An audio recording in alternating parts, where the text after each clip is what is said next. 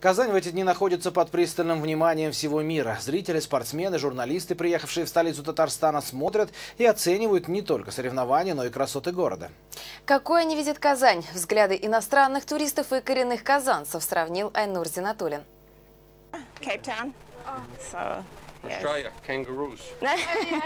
Иностранка Оуэн с почти супершпионской фамилией Бодда. Сувениры покупает по исконно российским традициям в самый последний день.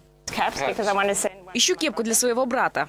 Завтра Оуэн улетает домой, в Кейптаун, что в Южной Африке. В Казани она пробыла чуть больше недели, а в историческом центре столицы оказалась впервые. На экскурсии, с ее слов, не было времени. Все внимание уделяла племяннице. Она участник универсиады.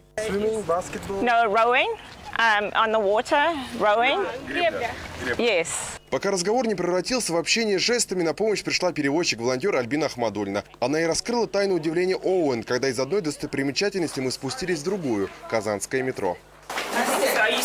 Я первый раз в метро. Дело в том, что Кейптаун – город, окруженный водой. Из моего окна видно Атлантический океан.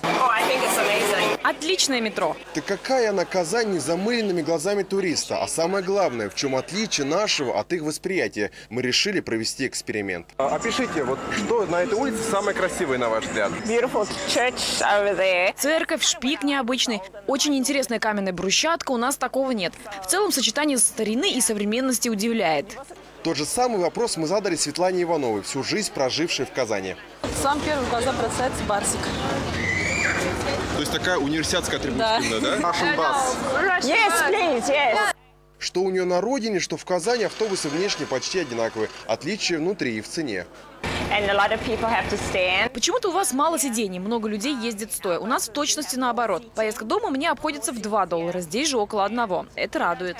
Уже в конце нашей встречи Оуэн призналась, что так далеко от центра еще не уезжала. И первое, что бросилось ей в глаза, сразу начала фотографировать колхозный рынок. У вас прекрасный город. Мне здесь очень нравится. Особенно сочетание старинных и современных зданий. Парковок я заметила много. Это превосходно. Еще недавно о существовании Казани она даже не знала. Но познакомившись с городом, уверенно заявляет, у нашей столицы есть все шансы стать туристической меккой России. Универсиада этому только в помощь. Айнур Зинатуллин, Рустем Залилеев, столица.